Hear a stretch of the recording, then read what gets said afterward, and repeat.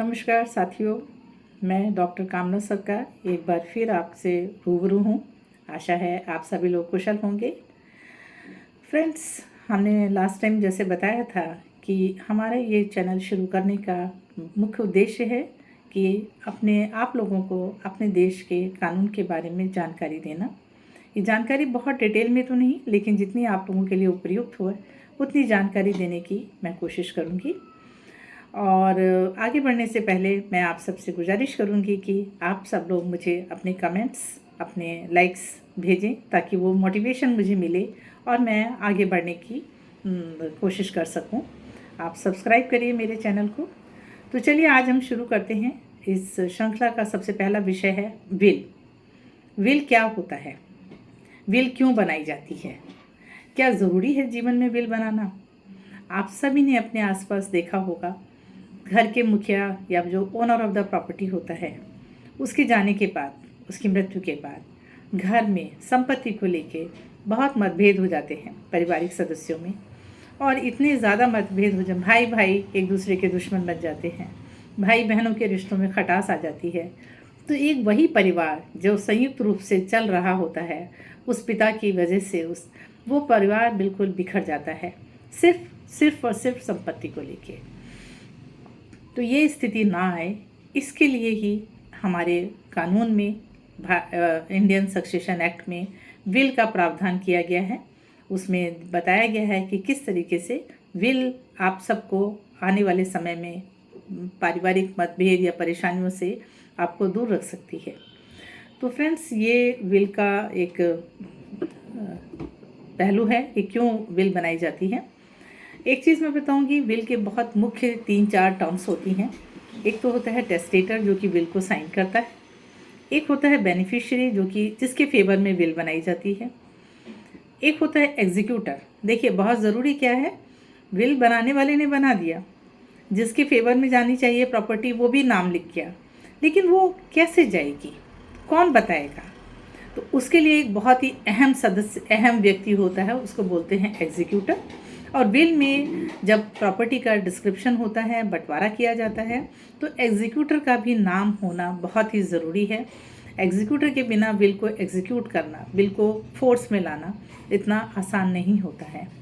Witness, जो testator है जब वो विल बनाता है, उसके सिग्नेचर को विटनेस अटेस्ट करते हैं, विटनेस का होना बहुत ज़रूरी है। तो ये कुछ बहुत कॉमनली यूज टर्म्स होंगी जो मैं शायद बार बार बोलूँगी, और तो आपको वो क्लैरिटी आ गई है। तो अब इसमें आगे चलते हैं कि हमारे यहाँ लोगों को इतनी जानकारी तो है कि विल लिखी जाती है, पर फिर भी वो नहीं लिखते हैं। क्यों नहीं लिखते हैं?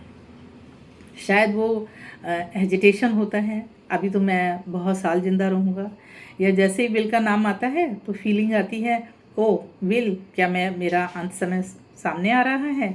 या ये है कि अभी तो मुझे बहुत सारी संपत्ति अर्जित करनी है, एक बार जब मैं और संपत्ति अर्जित कर लूँगा उसके बाद मैं साइन करूँगा।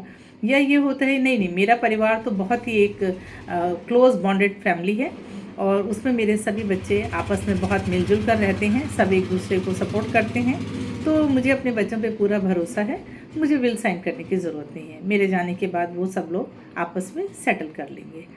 और यहीं पे हम गलती करते हैं। एक और सबसे बड़ा पहलू है, ठीक है अभी बहुत टाइम पड़ा है, हम लिख लेंगे, हम विल बना लेंगे। Procrastination, postponing and postponing.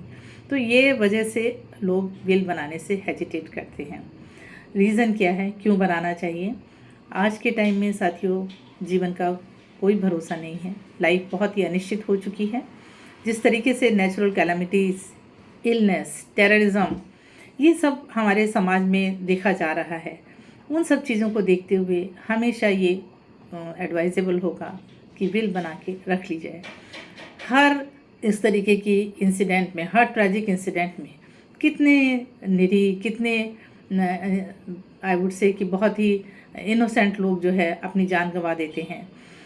कई जगह तो पूरी फैमिलीज ख़त्म हो जाती हैं।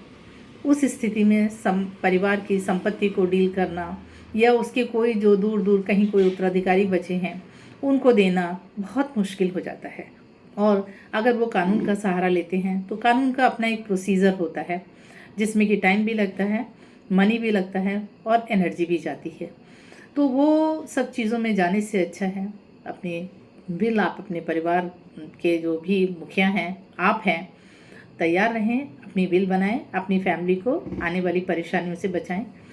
और विल की एब्सेंस में क्या होगा, वो प्रॉपर्टी फिर लॉ से डील होती है। लॉ से डील होने में तो जैसा मैंने बताया कानून अपना टाइम लेता है।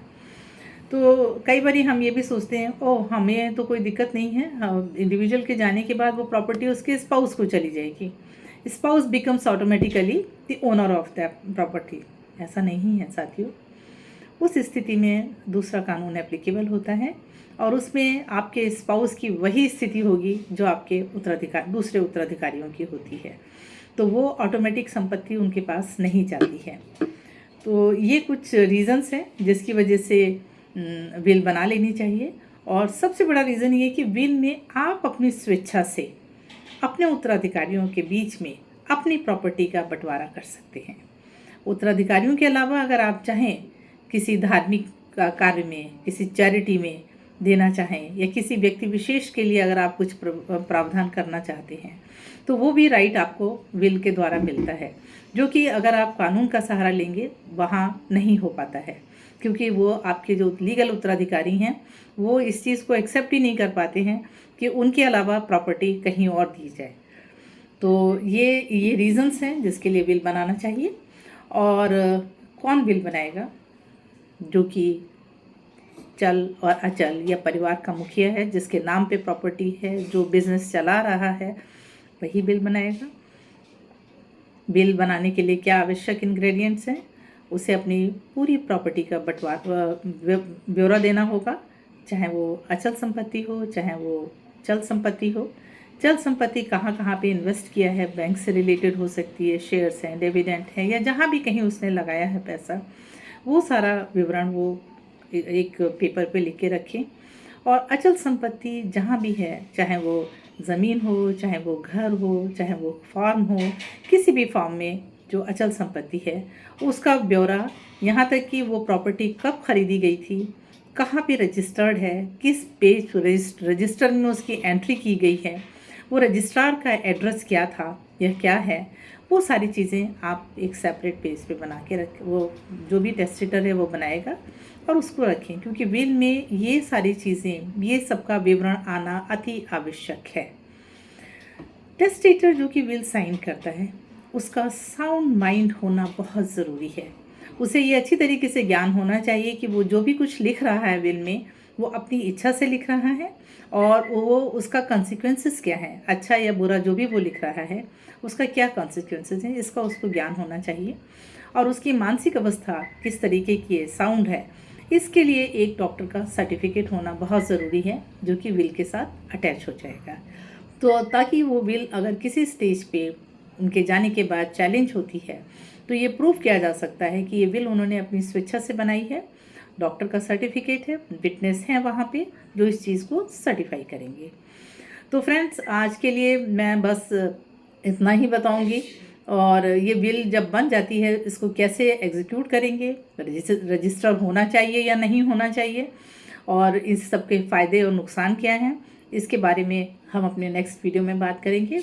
तब तक के लिए धन्यवाद और मैं आपसे विदा लेती हूँ। आशा है मुझे आपके कमेंट्स ज़रूर आएंगे ताकि मैं इसमें फर्दर और ज़्यादा इम्प्रूवमेंट कर सकूँ। धन्यवाद, थैंक यू।